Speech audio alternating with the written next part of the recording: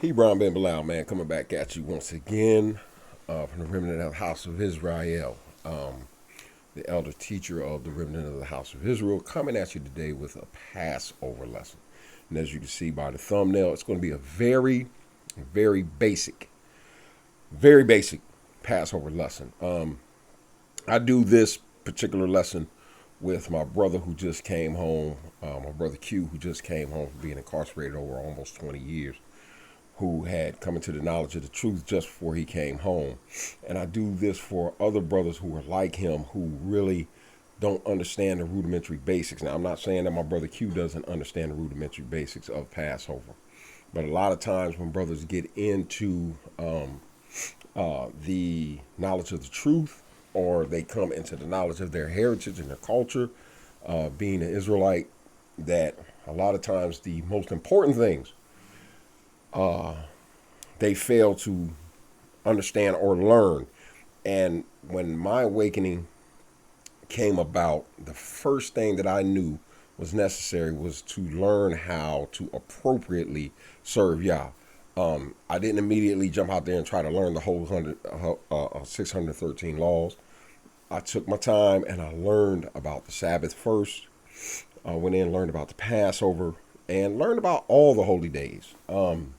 But this is important because there are so many, and I've learned this along the way, that there are so many of us as Israelites who are Israelites. We have come to understand about our heritage and culture, but we have not really actually had the teachings that educate us in regard to how to keep the holy days, or even how many there are. Which ones should we keep, which ones shouldn't we keep, because there are some that have been added on through time. And one day when the time is appropriate, I will get into that. But today it's about Passover, because Passover is upon us. We are in the midst of Passover. And like I said earlier, some brothers have observed it last week, week before last, and some will observe it this coming up week and the week after that. So just a quick disclaimer.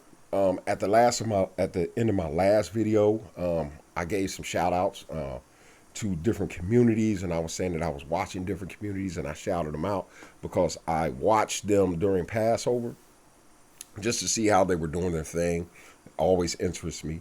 But I have let's get this clear, I have no vested interest outside of being Israelites, being kinsmen. I watch them. I don't subscribe to them as far as I'm a part of their community, or, you know what I'm saying, I even go as far as condone some of their teachings. Not saying that most of them are not spot on, but I do understand that there are a lot of doctrines out there today, and a lot of us divide for those issues. So I want to make sure I put that disclaimer out there, and not just these two communities, any community that you might hear me shout out in the future that I went on and watched their teachings in regard to Shavuot, and they might just have something I was interested in regard to the path, something they was teaching on the Shabbat. And I just went on and, looked at it, viewed it, and, found it fascinating or interesting, the topic, and I found that it was on point, and I might shout them out. Please don't look at these shout outs as me connecting myself to that particular organization, group, community, camp, what have you. Once again, I am only connected by heritage, culture, blood, DNA, because they are native born Israelites. And this is why we are connected. Doctrinally, we might have differences. That is not a reason that I will divide from them, separate from them, or denounce them. It's going to be hard for you to find me denouncing other Israelite or communities on this page, unless they have just gone so far left that they're in complete and total violation of Torah. But I digress on that point. Let's get to the topic du jour at hand, which is the Passover. Now, once again, this is going to be a very rudimentary basic teaching in regard to Passover, because one thing you will find out with the Remnant of the House of Israel, and we do have a Facebook page. Look us up. Some of you got a friend request today. Some of you signed up. Also, we have a YouTube page. Look us up, subscribe. I also have a personal page that is called the Backyard Chronicles by Hebron Ben Bilal. Just giving it a shameless plug right now, where I talk about social issues and things of that nature. Just to make sure that I got all that in, because how things are, I guess you're supposed to put that type of material in to make sure people know where to find you and locate you. So anyway, let's get to the topic at hand, which is Passover and the rudimentary basics of it. Now, for those of you who are trying to figure out how to commemorate Passover, and for those of you who are just trying to figure out what Passover is in general, you can find it in what they deem the Old Testament or the Torah, and Exodus chapter 12. Start with this. This is very important. Start with Exodus chapter 12 and go through 13, because it's really going to that's where you're going to find, outside Leviticus chapter 23. This is where you're going to find pretty much your primary basic breakdown in regard to Passover. Now, if you want to know the history in regard to it, take a smidge, couple chapters back, probably chapter 10, and go forward.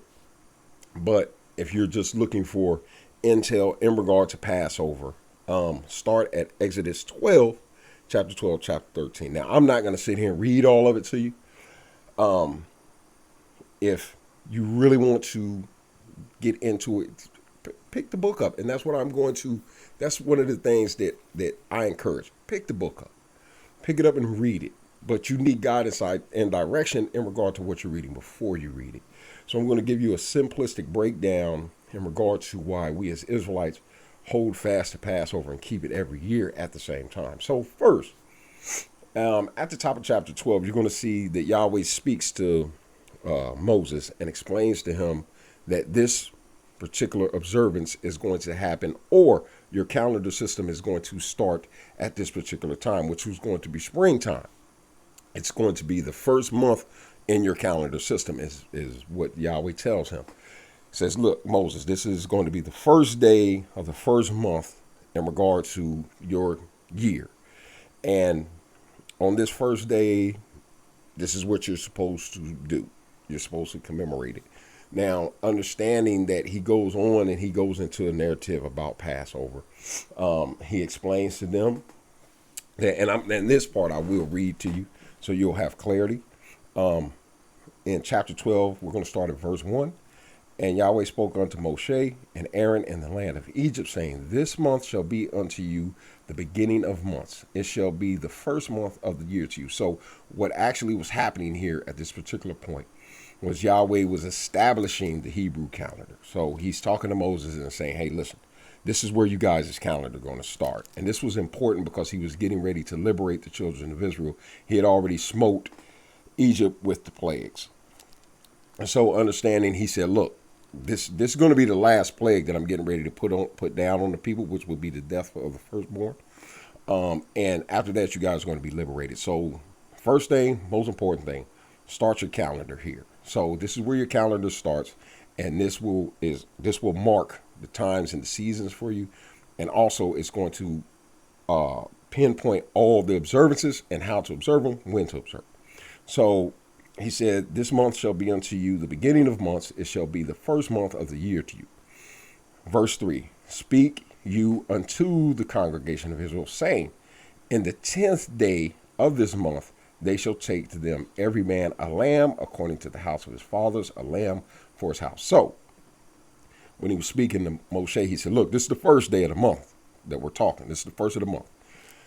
Now, what you're to do is you're to go back to the elders, because he couldn't address everybody. He addressed the elders, and the elders would in turn go back and tell everybody else in their local communities.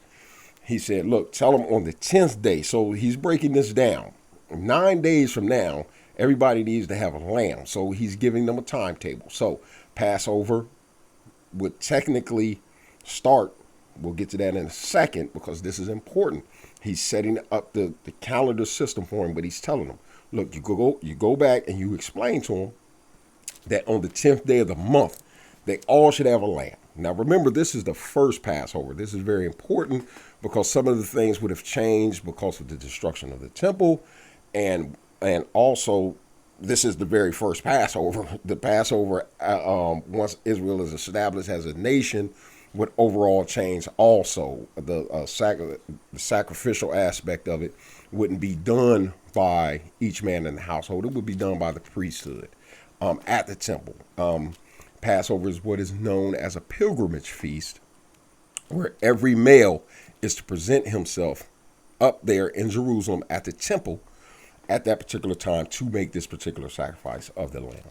But this particular privilege would be taken from every man and given to the priesthood, because what would happen later at Mount Sinai. So he says, speaks into the congregation and them, saying, in the 10th day of this month, they shall take to every man, each man, a lamb according to the house of their fathers, and a lamb for his house. And if the household be too little for the lamb, let him and his neighbor next to the house take it according to the number of the souls. Every man according to his eating shall make account for the lamb. Your lamb shall be without blemish, a male of the first year. You should take it out from the sheep or from the goats, and you should keep it up until the 14th day of the same month, and the whole assembly of the congregation of Israel shall kill it in the evening. So we'll stop there. Now, this is very important, because once again, he's coming up with a timetable for him. First, get it on the 10th. That's first. That's where your preparation stage will start. We'll get into that later. Then on the 14th, or on the eve of the 14th, you are to kill him. Now, this is where some of the discrepancies come in, because some brothers believe that it's supposed to be done in the evening of the 14th. Some believe it's supposed to be done on the 13th going into the 14th. I adhere to the second, which is do it on the eve of the 14th, meaning going into the 14th day, which is when the Passover is actually supposed to take place, so on and so forth. So once this occurs, Passover is kept on the 14th day. The next day would be the Feast of Unleavened Bread. So Yahweh is setting up a timetable for them, and this is important, and I went this route first because you have to understand there is a timetable. So you can't just willy-nilly or arbitrarily decide you want to keep Passover in January. You can't move it to January and say, man, I'm keeping Passover now, because you wouldn't actually be keeping Passover. This is what's the uniqueness of all of our holy days, is they are connected to times. Yahweh gave us times, specific times, and there are specific reasons why he gave us these specific times to do these specific things.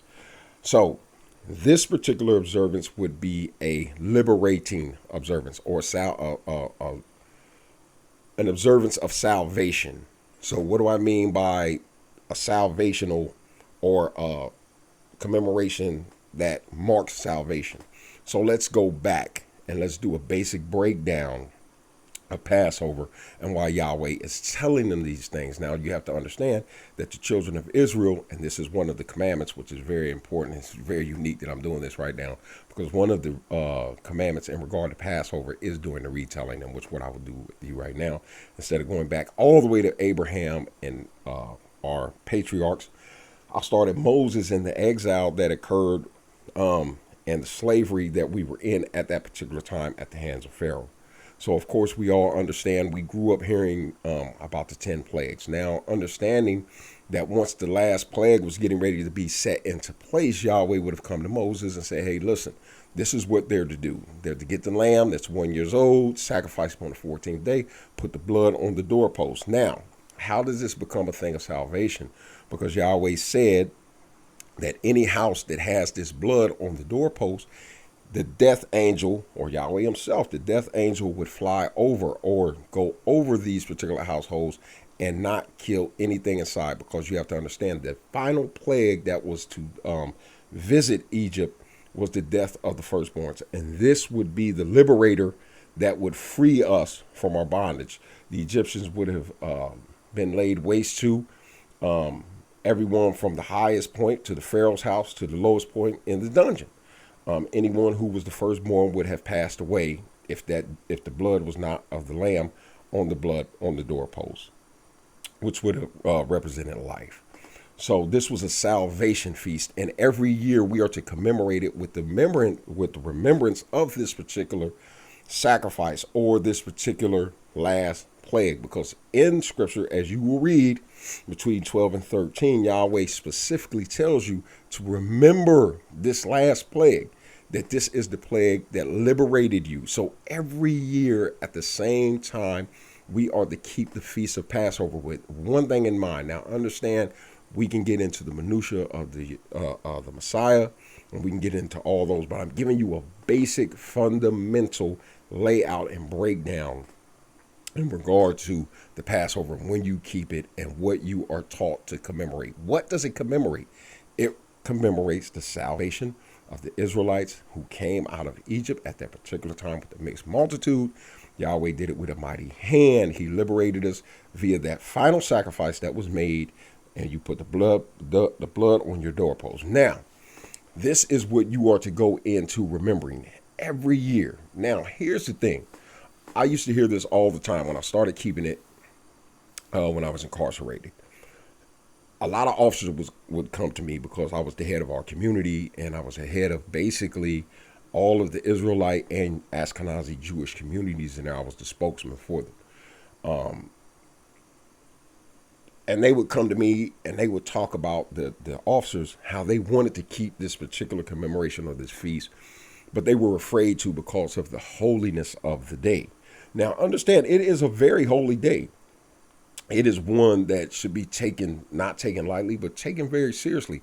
But this is the thing that you have to put yourself in the mind of, that it comes with rules and regulations that keep you within the confines of the observance. But at the same time, the thing that you must remember is it is a celebration of life and liberty, salvation, being saved from something. And this is what you are to celebrate with a feast. Now, understand, this feast comes connected with things which we will get into, but to set that anxiety and all those angst, just to cool them down just a little bit, and those who are looking to observe it but are very nervous, but they want to, but they don't want to desecrate it. This is the first thing you have to remember, is that it is a feast day. It's just like sitting down having a meal with your close kin. This is exactly what it is. And when I came home, I really had to express and explain this to my wife, that, listen, what this is as a commemoration, it is an actual meal. We're sitting down having a discussion about our history, and we're eating the prescribed things. We're celebrating. We're remembering this. And one of the important aspects of it is the retelling that Yahweh will explain in Exodus 12 and 13, that you are to tell this or teach this to your children during this time, when your children look to you and say, why do we do this? What is this that we do every year? You are to sit and you are to explain to them. That is a commandment. That is a part of the commemoration. It's called the retelling. So it's important that the father or the elder at the commemoration, elder, not female, we're talking about the male.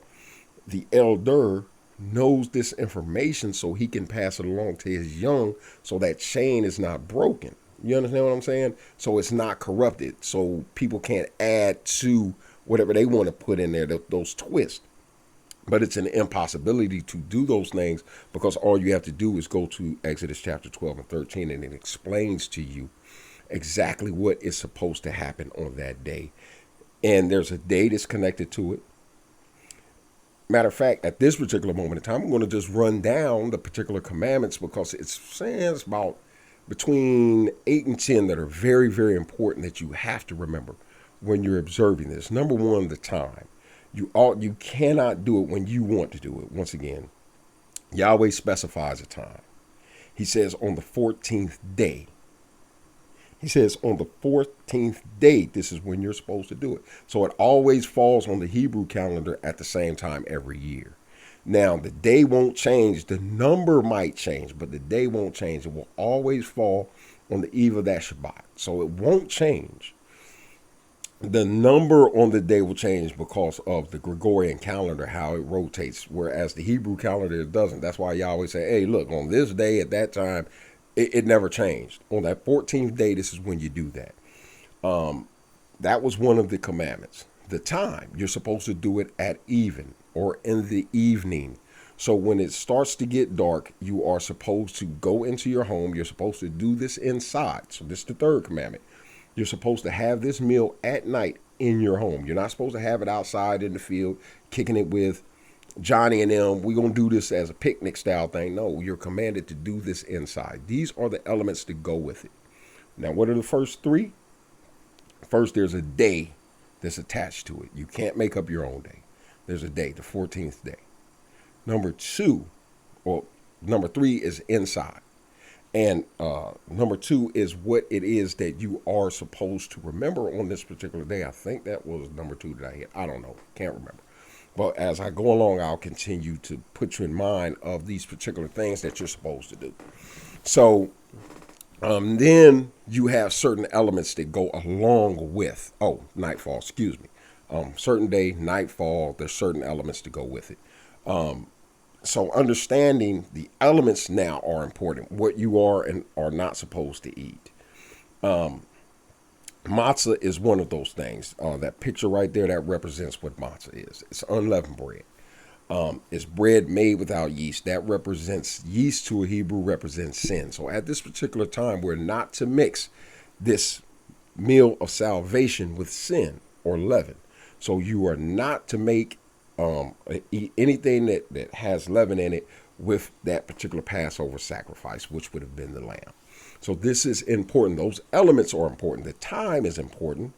You're supposed to do it at night and inside. Excuse me, that's what it was. I apologize.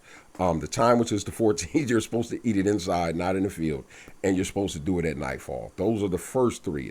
I apologize. I'm everywhere right now. The fourth thing is the elements. The elements, what you eat. Matzah, bitter herbs. We eat horseradish. Bitter herbs, whichever ones you choose, are going to be the most bitter for you. We don't actually know, and there's a lot of speculation in regard to what the early Hebrews ate, but nobody actually knows what actual herb that they ate. And you can have people that come up and say, yeah, I know with all clarity and all surety. Yeah, okay, we eat horseradish. Now, most of us, I'm not sure about all communities, but in our community and other communities that I've encountered, we eat horseradish, or we eat the horseradish root that is very hot. And it represents the bitterness of slavery. All of the elements represent something.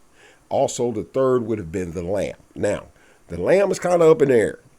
I won't get into that because I don't want to cause confusion, because I'm giving you the simplistic breakdown of Passover. So understanding that the lamb would have been the third element, but you have a lot of brothers who say no right now because there is no temple in any priesthood to make that particular sacrifice.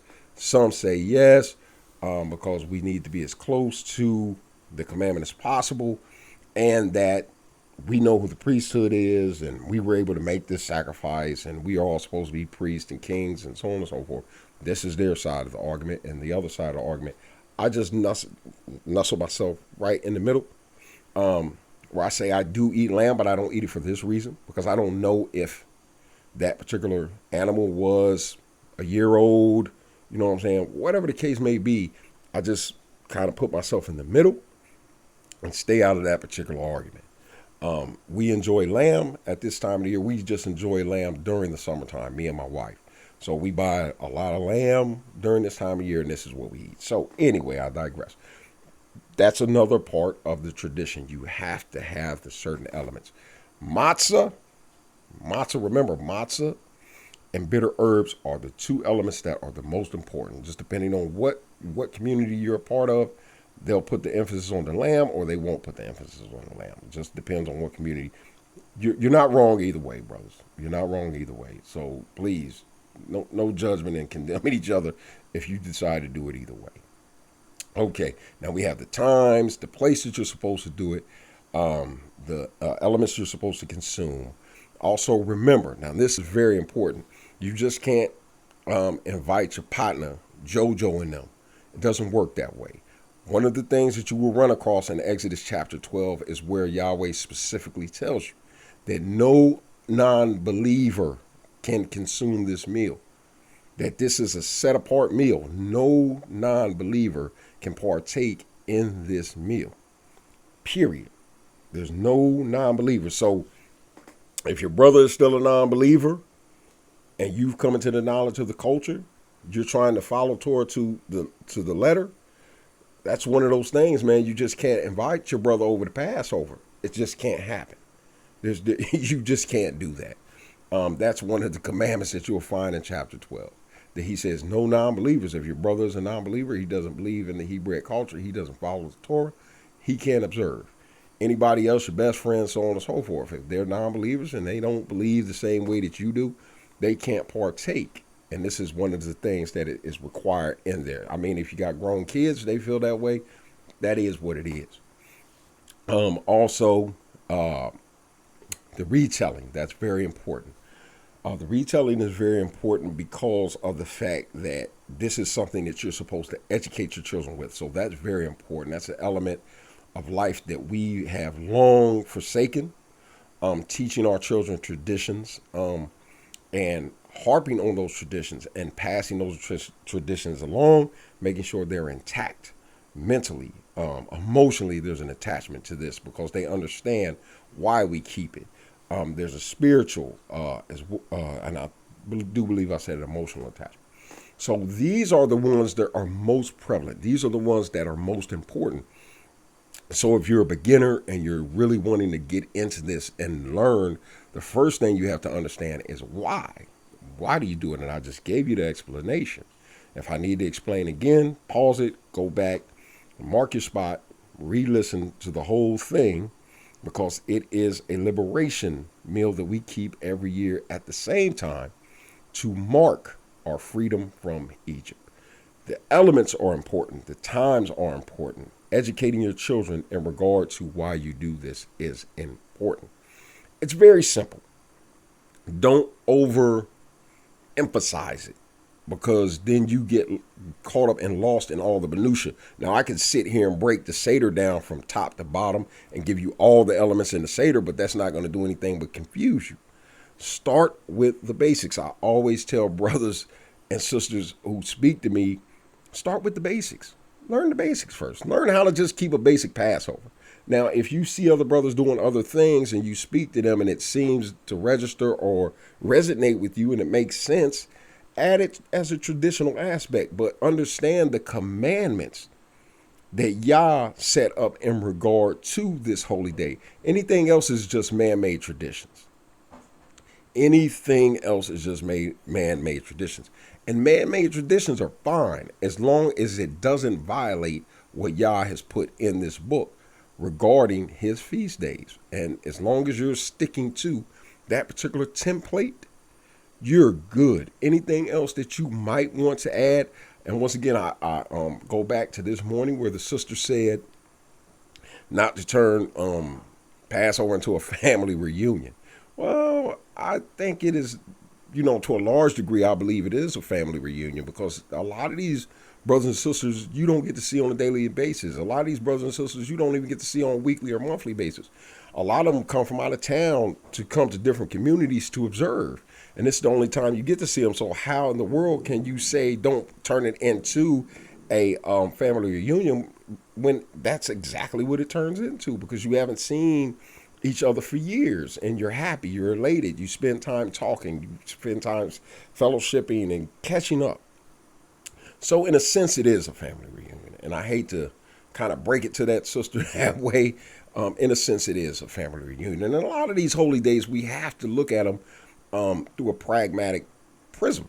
We have to look at them for what it is and say, yeah, this is what it is. This is great. And I apologize for the lighting back of me. Something's going on back there. They're doing something back there. But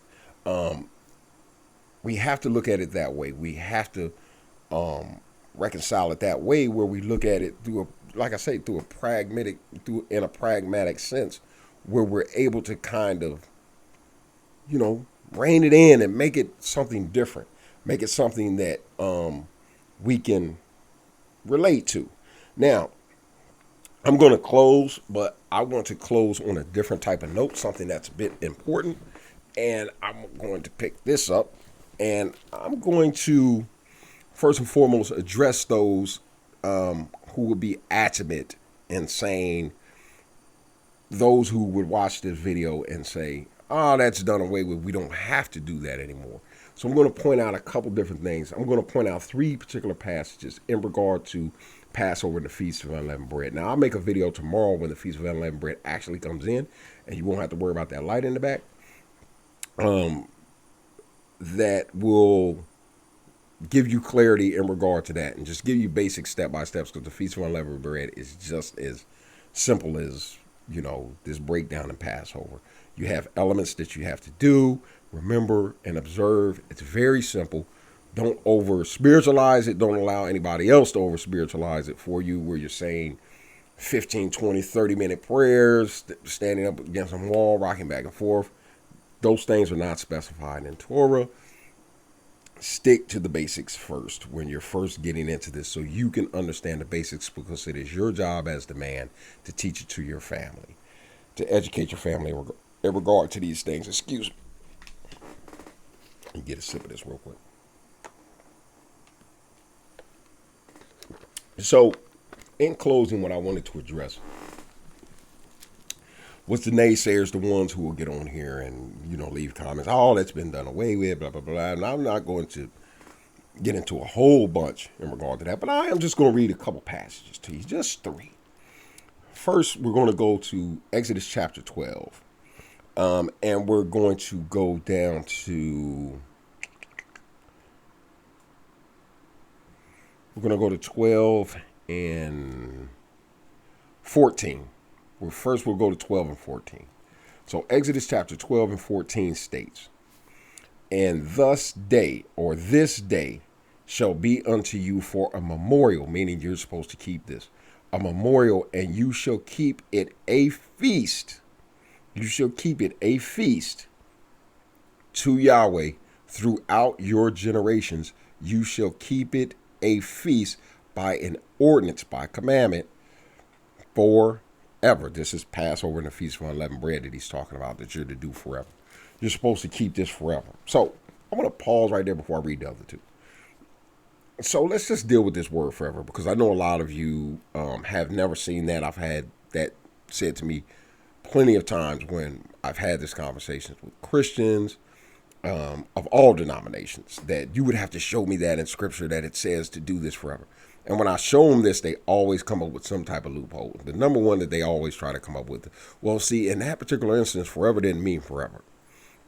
It just meant until a certain generation, and then it would be cut off. It would stop. But that's not what he said. This is you imposing on the scriptures.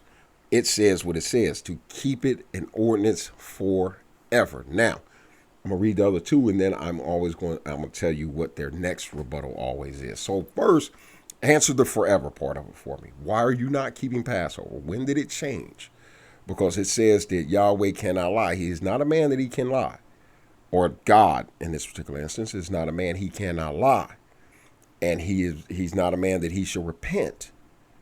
If he can't lie, if he says forever here, and then he turns around and says, well, Jesus fulfilled that, so you no longer have to do it, that turns him into a liar. It says here forever. That's the first place. Now we're going to go down to also Exodus chapter 12 and verse 17. And it says, "And you shall observe the feast of unleavened bread," and unleavened bread and Passover are really interconnected. They're just, a lot of brothers just run them as just one feast, and they just call it unleavened bread, and some just call it Passover for that whole time. It's kind of hard to separate them, but there is indeed a separation of that and unleavened bread, but they are, basically one and the same. "And you shall observe the feast of unleavened bread, for in the selfsame day I have brought your armies out of the land of Egypt. Therefore you shall observe this day in your generations an ordinance forever." So not only does the significance not change, he's telling you that forever, it's going to mean the same thing. It means I bought you guys out. This is when I bought you out. This is why you commemorate this every year, to remember the day that I brought you out of Egypt. It doesn't change. Now, we understand that a lot of brothers and sisters now keep it in mind of Yeshua HaMashiach, and I as well regard it to a certain degree, but I have to stay focused on the primary thing, which is the liberation of the nation out of captivity from the Egyptians. So once again, we run into that tricky word forever that, of course, you'll change the meaning of it and say that, no, not in that particular instance, doesn't mean that. So he keeps saying forever. You keep saying no, but he keeps saying forever. And then you'll turn around and give forever a whole new definition, sort of like what this generation does. Words that they don't like, that don't fit their agenda or don't fit what they got going on, they'll take it and redefine the word just to fit their objective. So go ahead and make up a new meaning for forever, because right now, as of today, until you change the meaning, it means never ending. And this is the question that I always ask before I pop this out on people. I always ask them, I say, hey man, what does forever mean? And they always answer the same way, never ending. It doesn't change. It's always going to be the same. And I make sure I get clarity that they, sell out to what it is that they're telling me. And then I read them this. It says forever. It doesn't change. So how all of a sudden you can jump to the New Testament and say, see right here. So what you're doing is you're creating this conflict within the same book. And you're making this God that you serve into some type of schizophrenic, where 1 minute he's this way, 1 minute he's that way. But he tells you right here, look, I'm not schizophrenic. I don't have any mental issues forever. Just keep doing it. So let's go to the next place. And we're going to jump to 24. And this will be the last part. And then I'm going to explain to you the last argument that will be used by those who don't want to commemorate it. But they use this very same book to argue the forever aspect and do away with it, which literally makes no sense to me. 24 says, and you shall observe this thing for an ordinance to you and your sons. Not just them. So it just didn't stop with them and their sons forever. This is Passover and the Feast of Unleavened Bread he's talking about here, that he's speaking about here. Forever. That you're supposed to keep doing this. Don't stop. Keep doing this.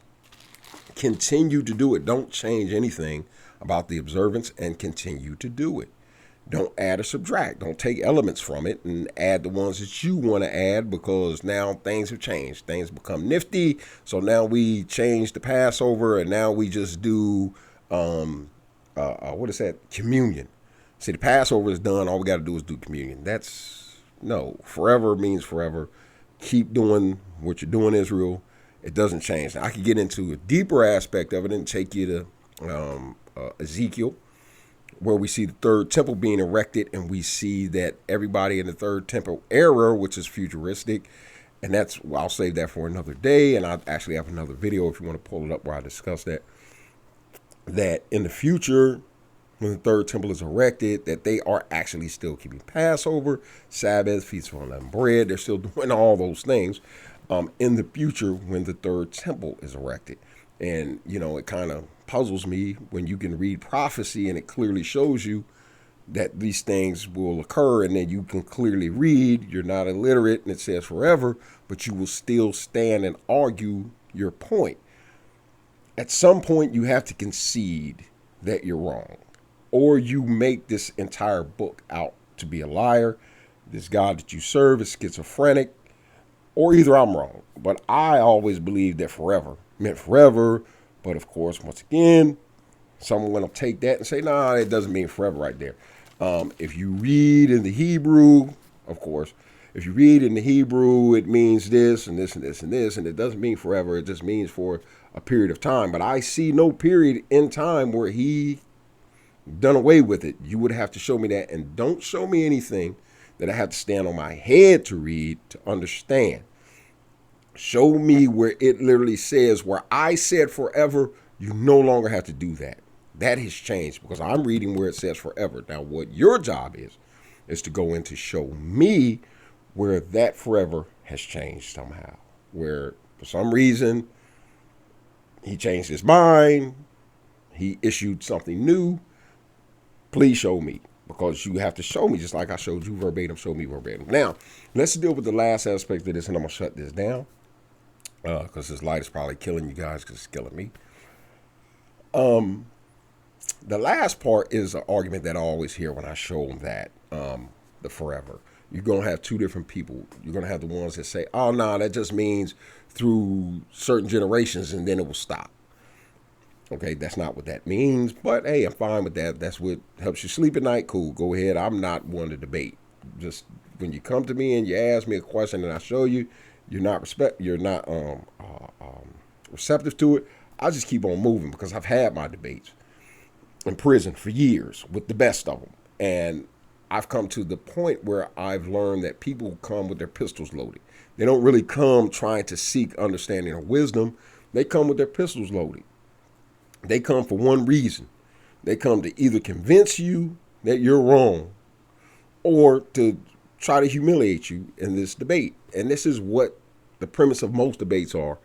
And I don't do that anymore. I just convey the information. You do what you choose to do with it. That's it. So the last or the second group will be the group that says, oh, well, no. That's for the Hebrew. See, that's for Hebrews. Like the Sabbath, on the sixth day when he rested, that's for the Hebrews. No, that's not for the Christians. And we could get into that, but this is what they say about this. No, yeah, that meant for the Hebrews that they have to keep it forever. Us Christians, we have to do something different. Okay, well, let me read this to you. Deuteronomy chapter 12 says,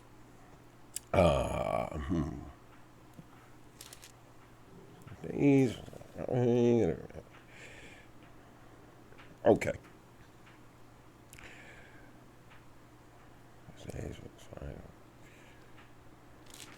Excuse me. I apologize. It's going to be 12 and 48. Well, let's start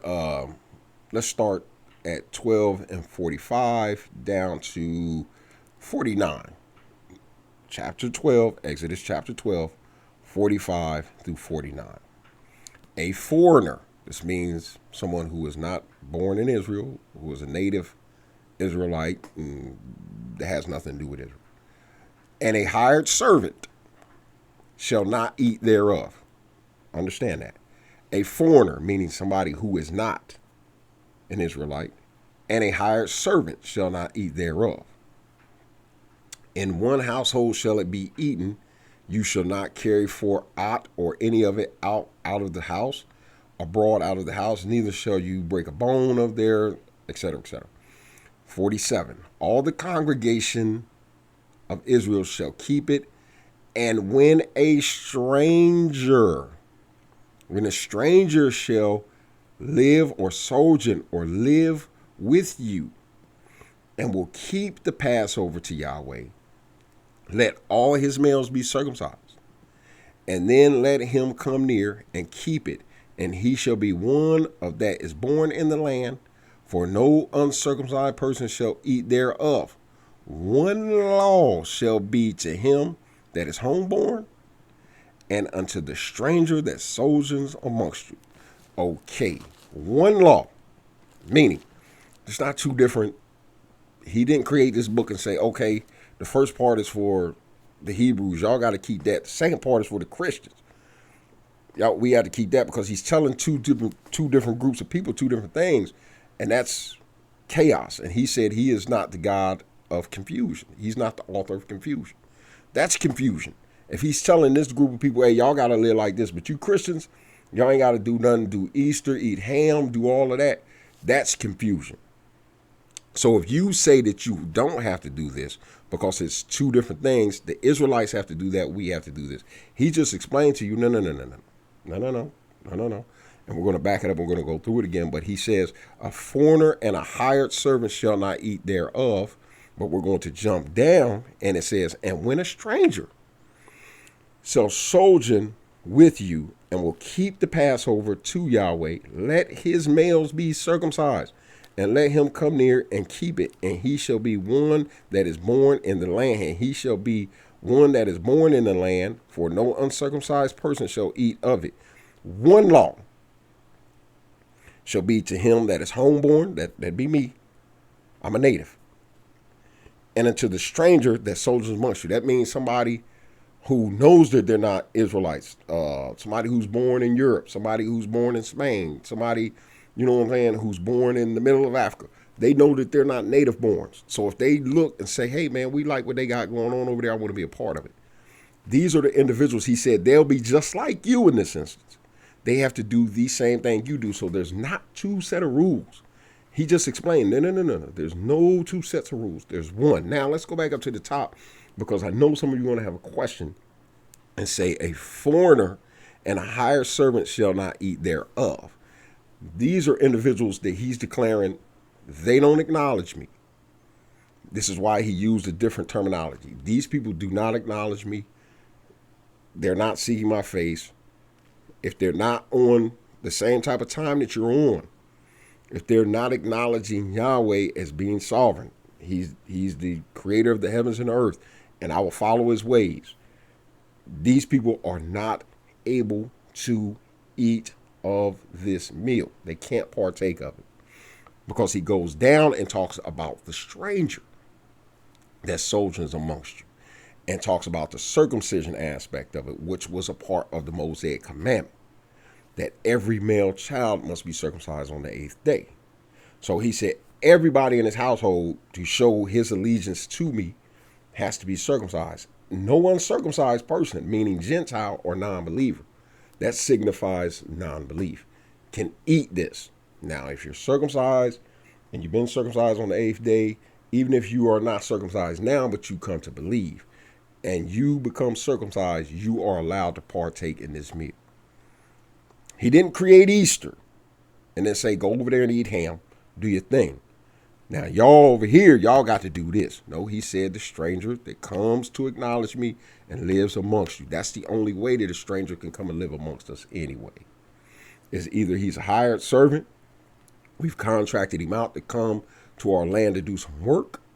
But if he lives, sojourn lives, that's what that means. Sojourn lives amongst us, stays there, has a residence there, has taken up residence there, that individual has to be circumcised to even dwell amongst us. He has to be a partaker of the 613. He has to adhere to the rules and the regulations that go on around him. So this is why I always say, sitting in front of Pastor John every week, and he's telling you that these things are done away with, or he's not giving you the significance of it and giving you a full out education in regard to this. This is what stagnates or retards a lot of us. We're stagnated because we haven't formulated our own opinion in regard to what the book says. So 12 and 13, if you're interested. If you're an individual who is interested in starting to observe the Passover, go to 12 and 13. Of course, Leviticus chapter 23 breaks down all of the holy days. It gives you all the holy days. But 12 and 13 will give you the overall aspect of not only Passover, but the Feast of Unleavened Bread and the things that you have to do in regard to it. Now, remember, I just gave you, I think it was 6 or 7 commandments that are really relevant. You can't make the sacrifices. You can't, it's certain things that you just can't do because we have been brought out of the land and there is no more temple, there's no more priesthoods. So it's certain things that are not as important today as they would have been then. And there are things that, that you just don't have to do today that are in there that you'll look and say, well, how do we do that? Once again, you're not to do that. You're not to follow that because there's no way possible that you can do it. The basics of it, once again, eating it at night, eating it at the right time, the right day. The right day is very important. Eating at the right time of that day, having the eating it inside. I'm glad I didn't forget the 3. Eating it inside, having the right elements to go along with your meal. Not eating it with non-believers. You can't eat this with non-believers, brothers. You can't eat it with non-believers. That's one of the rules that are ingrained in that. And doing a retelling of your history and why you keep it. anyone who is tied to this book and believes in this book, you are not exempt from this. It says forever, forever can't change. Yahweh is not a liar. He does not change his mind. This is scripture. You all know this. If you have any type of just basic biblical knowledge, you know of these passages where he tells you, I don't lie, I don't change my mind. I don't go back on what I say. I don't repent. I'm not a man. I don't, wishy-washy with all of that. And I just gave you the forever. I gave you where it said one law, if that's your argument.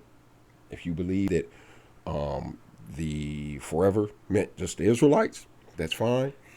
But he tells you that it's one law for everybody who believes in me, whether you be native born or whether you be a stranger. It's one law for all of you. Nothing changes. There's no Easter in the new and Passover in the old. There's no ham eating going on there and lamb eating going on back here. It doesn't work that way. So I think I've taken up enough of your time, but I wanted to educate you guys today, all of you brothers who actually desire to do this or just wanted a general understanding of why we do this. This is why we do it. It's a commemoration that we keep yearly to remember what occurred in Egypt with the firstborns and the death of them, which in turn liberated us from Egypt and our time of enslavement. And this is why we do Passover every year. Remember the elements, that is most important. Remember your time to do it, and remember to do it inside. Hey man, I've taken up enough of your time. If you like this video, you made it to the end, give it a thumbs up. Once again, like and subscribe both channels. The Backyard Chronicles by Hebron Ben Malai, where I talk about social issues and how Hebrews see those things. And also the Remnant of the House of Israel page, where this will be uploaded on. And also go to our Facebook page, which is also the Remnant of the House of Israel. And just like, I thank you for your time, man. And once again, we just keep it basic here. We just want to teach you the basic fundamental tenets of the things that we do as Israelites. We don't want to complicate it. We don't want to make it complex with a whole bunch of arguments, dates, times, genealogies. And Paul talked about that, getting caught up in these arguments and debates about genealogy when you should be focusing on something else. And once again, man, enjoy the day. It's Passover for those who are celebrating it.